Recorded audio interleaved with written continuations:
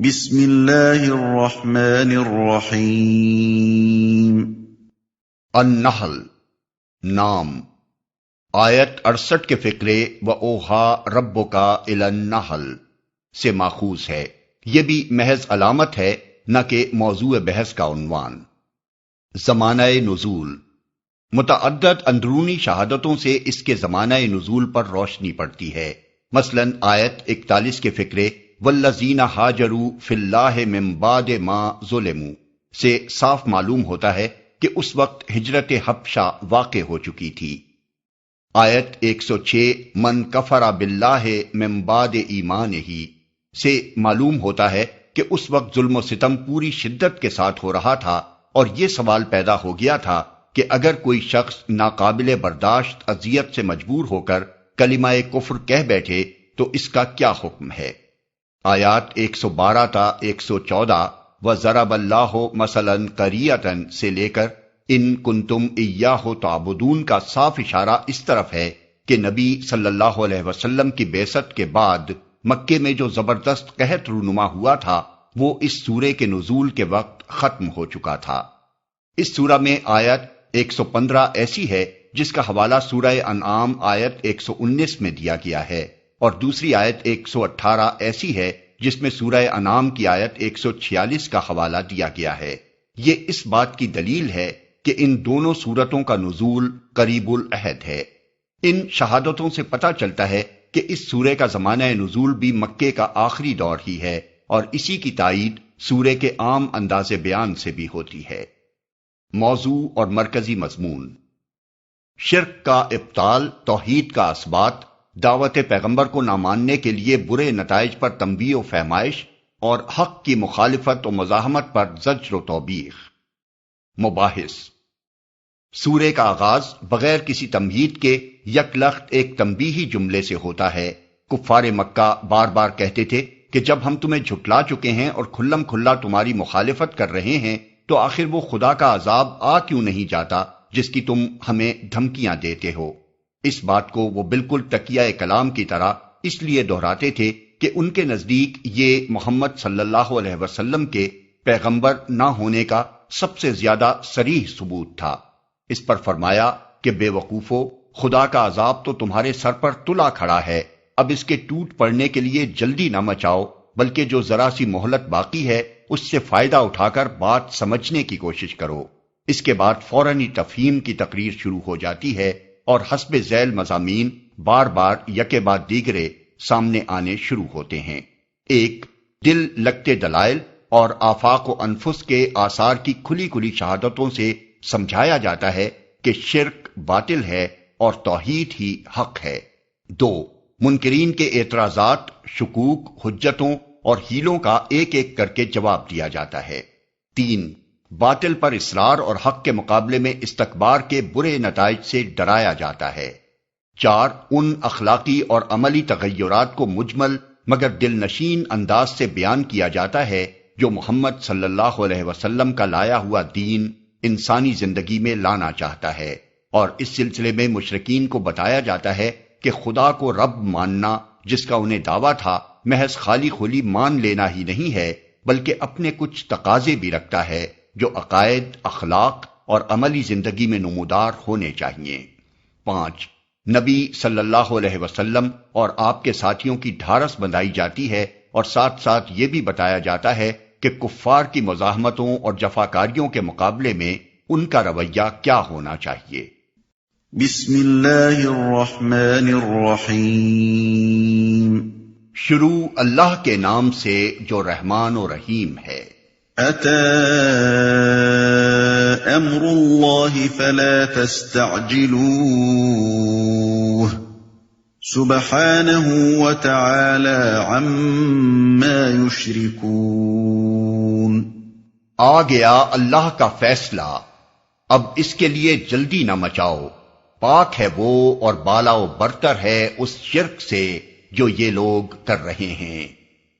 آ گیا اللہ کا فیصلہ، یعنی بس وہ آیا ہی چاہتا ہے، اس کے ظہور و نفاذ کا وقت قریب آ لگا ہے۔ اس بات کو صیغہ ماضی میں یا تو اس کے انتہائی یقینی اور انتہائی قریب ہونے کا تصور دلانے کے لیے فرمایا گیا، یا پھر اس لیے کہ کفار قریش کی سرکشی و بدعملی کا پیمانہ لبریز ہو چکا تھا اور آخری فیصلہ کن قدم اٹھائے جانے کا وقت آ گیا تھا؟ سوال پیدا ہوتا ہے کہ یہ فیصلہ کیا تھا اور کس شکل میں آیا؟ ہم یہ سمجھتے ہیں، اللہ عالم بالصواب، کہ اس فیصلے سے مراد نبی صلی اللہ علیہ وسلم کی مکے سے ہجرت ہے، جس کا حکم تھوڑی مدت بعد ہی دیا گیا۔ قرآن کے مطالعے سے معلوم ہوتا ہے کہ نبی جن لوگوں کے درمیان مبعوث ہوتا ہے، ان کے حجود و انکار کی آخری سرحد پر پہنچ کر ہی اسے ہجرت کا حکم دیا جاتا ہے، اور یہ حکم ان کی قسمت کا فیصلہ کر دیتا ہے۔ اس کے بعد یا تو ان پر تباہ کن عذاب آ جاتا ہے، یا پھر نبی اور اس کے متبعین کے ہاتھوں ان کی جڑ کاٹ کر رکھ دی جاتی ہے۔ یہی بات تاریخ سے بھی معلوم ہوتی ہے۔ ہجرت جب واقع ہوئی تو کفار مکہ سمجھے کہ فیصلہ ان کے حق میں ہے، مگر 8-10 سال کے اندر ہی دنیا نے دیکھ لیا کہ نہ صرف مکے سے بلکہ پوری سرزمین عرب ہی سے کفر و شرک کی جڑیں اکھاڑ کر پھینک دی گئیں، جو یہ لوگ کر رہے ہیں۔ پہلے فقرے اور دوسرے فقرے کا باہمی ربط سمجھنے کے لیے پس منظر کو نگاہ میں رکھنا ضروری ہے۔ کفار جو نبی صلی اللہ علیہ وسلم کو بار بار چیلنج کر رہے تھے کہ اب کیوں نہیں آ جاتا خدا کا وہ فیصلہ جس کے تم ہمیں ڈراوے دیا کرتے ہو، اس کے پیچھے دراصل ان کا یہ خیال کار فرما تھا کہ ان کا مشرکانہ مذہبی برحق ہے، اور محمد صلی اللہ علیہ وسلم خامخواہ اللہ کا نام لے لے کر ایک غلط مذہب پیش کر رہے ہیں جسے اللہ کی طرف سے کوئی منظوری حاصل نہیں ہے۔ ان کا استدلال یہ تھا کہ آخر یہ کیسے ہو سکتا ہے کہ ہم اللہ سے پھرے ہوئے ہوتے اور محمد صلی اللہ علیہ وسلم اس کے بھیجے ہوئے نبی ہوتے، اور پھر بھی جو کچھ ہم ان کے ساتھ کر رہے ہیں اس پر ہماری شامت نہ آ جاتی۔ اس لیے خدائی فیصلے کا اعلان کرتے ہی فوراً یہ ارشاد ہوا کہ اس کے نفاذ میں تاخیر کی وجہ ہرگز وہ نہیں ہے جو تم سمجھے بیٹھے ہو، اللہ اس سے بلندتر اور پاکیزہ تر ہے کہ کوئی اس کا شریک ہو۔ ينزل الملائكة بالروح من أمره على من يشاء من عباده أن أنذروا أنه لا إله إلا أنا فاتقون۔ وہ اس روح کو اپنے جس بندے پر چاہتا ہے اپنے حکم سے ملائکہ کے ذریعے نازل فرما دیتا ہے، اس ہدایت کے ساتھ کہ لوگوں کو آگاہ کر دو میرے سوا کوئی تمہارا معبود نہیں ہے، لہذا تم مجھی سے ڈرو۔ وہ اس روح کو، یعنی روح نبوت کو، جس سے بھر کر نبی کام اور کلام کرتا ہے، یہ وحی اور یہ پیغمبرانہ اسپرٹ چونکہ اخلاقی زندگی میں وہی مقام رکھتی ہے جو طبعی زندگی میں روح کا مقام ہے، اس لیے قرآن میں متعدد مقامات پر اس کے لیے روح کا لفظ استعمال کیا گیا ہے۔ اسی حقیقت کو نہ سمجھنے کی وجہ سے عیسائیوں نے روح القدس یعنی ہولی گھوسٹ کو 3 خداؤں میں سے ایک خدا بنا ڈالا۔ ملائکہ کے ذریعے نازل فرما دیتا ہے۔ فیصلہ طلب کرنے کے لیے کفار جو چیلنج کر رہے تھے، اس کے پس پشت چونکہ محمد صلی اللہ علیہ وسلم کی نبوت کا انکار بھی موجود تھا، اس لیے شرک کی تردید کے ساتھ اور اس کے مان بعد آپ کی نبوت کا اس بات فرمایا گیا۔ وہ کہتے تھے کہ یہ بناوٹی باتیں ہیں جو یہ شخص بنا رہا ہے۔ اللہ اس کے جواب میں فرماتا ہے کہ نہیں، یہ ہماری بھیجی ہوئی روح ہے جس سے لبریز ہو کر یہ شخص نبوت کر رہا ہے۔ پھر یہ جو فرمایا کہ اپنے جس بندے پر اللہ چاہتا ہے یہ روح نازل کرتا ہے، تو یہ کفار کے ان اعتراضات کا جواب ہے جو وہ حضور صلی اللہ علیہ وسلم پر کرتے تھے کہ اگر خدا کو نبی ہی بھیجنا تھا تو کیا بس محمد صلی اللہ علیہ وسلم بن عبداللہ ہی اس کام کے لیے رہ گیا تھا؟ مکے اور طائف کے سارے بڑے بڑے سردار مر گئے تھے کہ ان میں سے کسی پر بھی نگاہ نہ پڑ سکی۔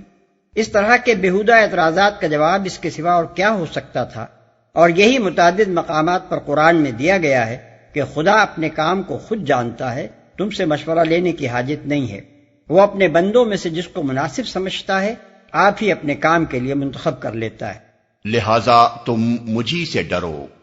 اس فقرے سے یہ حقیقت واضح کی گئی کہ روح نبوت جہاں جس انسان پر بھی نازل ہوئی ہے، یہی ایک دعوت لے کر آئی ہے کہ خدائی صرف ایک اللہ کی ہے، اور بس وہی اکیلا اس کا مستحق ہے کہ اس سے تقویٰ کیا جائے۔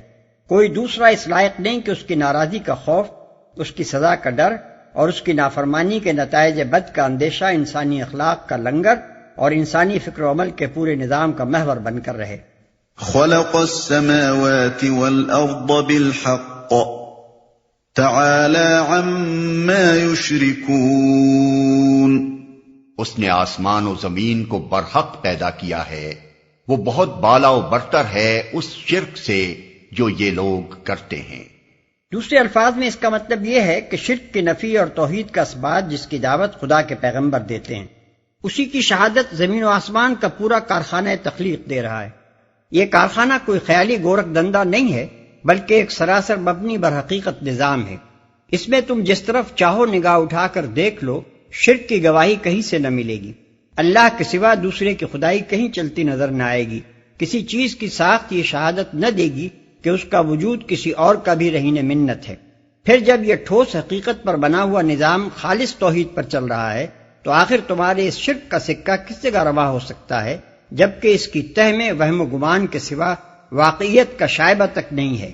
اس کے بعد آثار کائنات سے اور خود انسان کے اپنے وجود سے وہ شہادتیں پیش کی جاتی ہیں جو ایک طرف توحید پر اور دوسری طرف رسالت پر دلالت کرتی ہیں۔ خلق الانسان من نطفة فإذا هو خصيم مبين۔ اس نے انسان کو ایک ذرا سی بوند سے پیدا کیا اور دیکھتے دیکھتے صریحاً وہ ایک جھگڑالو ہستی بن گیا۔ اس کے دو معنی ہو سکتے ہیں اور غالباً دونوں ہی مراد ہیں۔ ایک یہ کہ اللہ نے نطفے کی حقیر سی بوند سے وہ انسان پیدا کیا جو بحث و استدلال کی قابلیت رکھتا ہے اور اپنے مدعا کے لیے حجتیں پیش کر سکتا ہے۔ دوسرے یہ کہ جس انسان کو خدا نے نطفے جیسی حقیر چیز سے پیدا کیا ہے، اس کی خودی کا طغیان تو دیکھو کہ وہ خود خدا ہی کے مقابلے میں جھگڑنے پر اتر آیا ہے۔ پہلے مطلب کے لحاظ سے یہ آیت اسی استدلال کی ایک کڑی ہے جو آگے مسلسل کئی آیتوں میں پیش کیا گیا ہے، جس کی تشریح ہم اس سلسلہ بیان کے آخر میں کریں گے۔ اور دوسرے مطلب کے لحاظ سے یہ آیت انسان کو متنبع کرتی ہے کہ بڑھ بڑھ کر باتیں کرنے سے پہلے ذرا اپنی ہستی کو دیکھ، کس شکل میں تو کہاں سے نکل کر کہاں پہنچا، کس جگہ تو نے ابتداءً پرورش پائی، پھر کس راستے سے تو برآمد ہو کر دنیا میں آیا، پھر کن مرحلوں سے گزرتا ہوا تو جوانی کی عمر کو پہنچا، اور اب اپنے آپ کو بھول کر تو کس کے منہ آ رہا ہے۔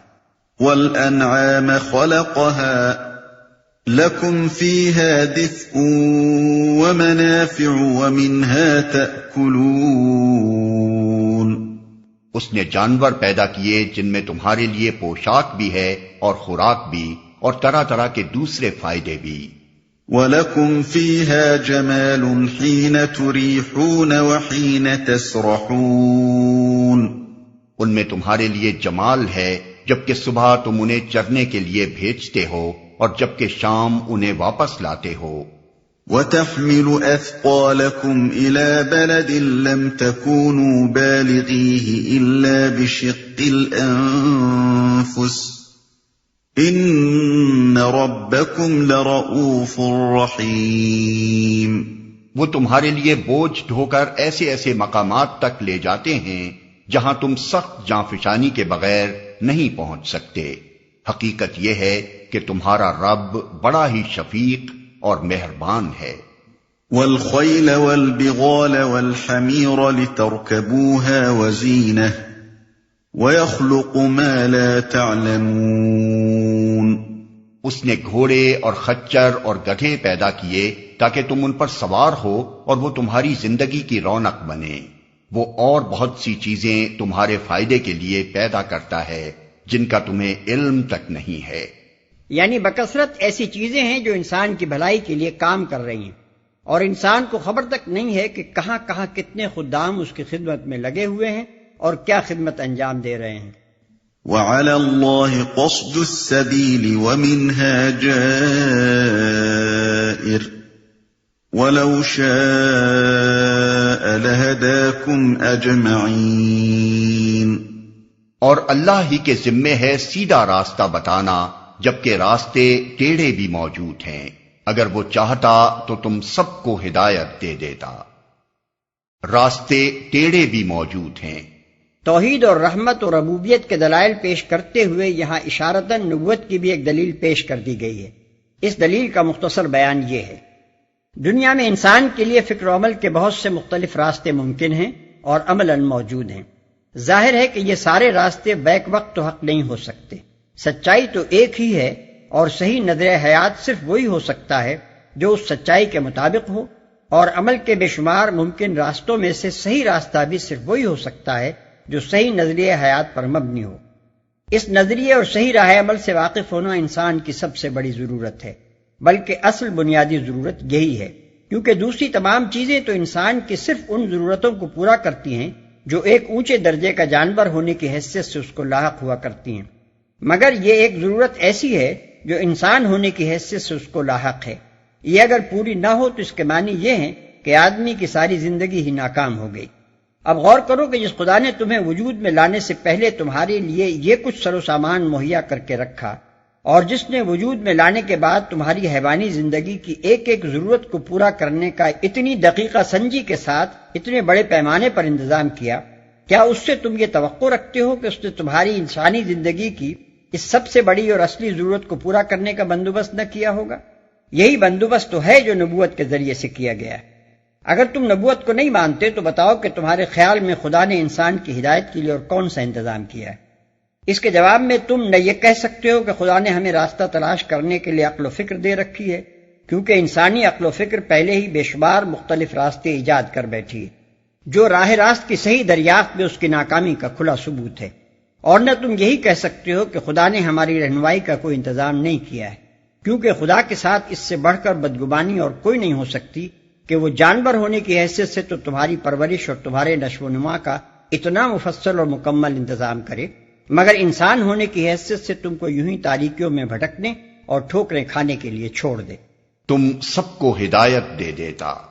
یعنی اگرچہ یہ بھی ممکن تھا کہ اللہ تعالیٰ اپنی اس ذمہ داری کو جو نوع انسانی کی رہنمائی کے لیے اس نے خود اپنے اوپر عائد کی ہے اس طرح ادا کرتا کہ سارے انسانوں کو پیدائشی طور پر دوسری تمام بے اختیار مخلوقات کے مانند برسر ہدایت بنا دیتا، لیکن یہ اس کی مشیت کا تقاضا نہ تھا۔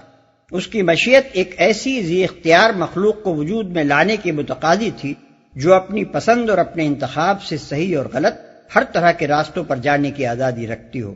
اسی آزادی کے استعمال کے لیے اس کو علم کے ذرائع دیے گئے، عقل و فکر کی صلاحیتیں دی گئیں، خواہش اور ارادے کی طاقتیں بخشی گئیں، اپنے اندر اور باہر کی بے شمار چیزوں پر تصرف کے اختیارات عطا کیے گئے، اور باطن و ظاہر میں ہر طرف بے شمار ایسے اسباب رکھ دیے گئے جو اس کے لیے ہدایت اور ضلالت دونوں کے موجب بن سکتے ہیں۔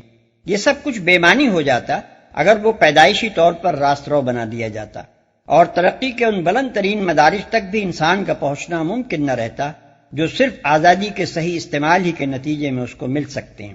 اس لیے اللہ تعالیٰ نے انسان کی رہنمائی کے لیے جبری ہدایت کا طریقہ چھوڑ کر رسالت کا طریقہ اختیار فرمایا، تاکہ انسان کی آزادی بھی برقرار رہے اور اس کے امتحان کا منشا بھی پورا ہو، اور راہ راست بھی معقول ترین طریقے سے اس کے سامنے پیش کر دی جائے۔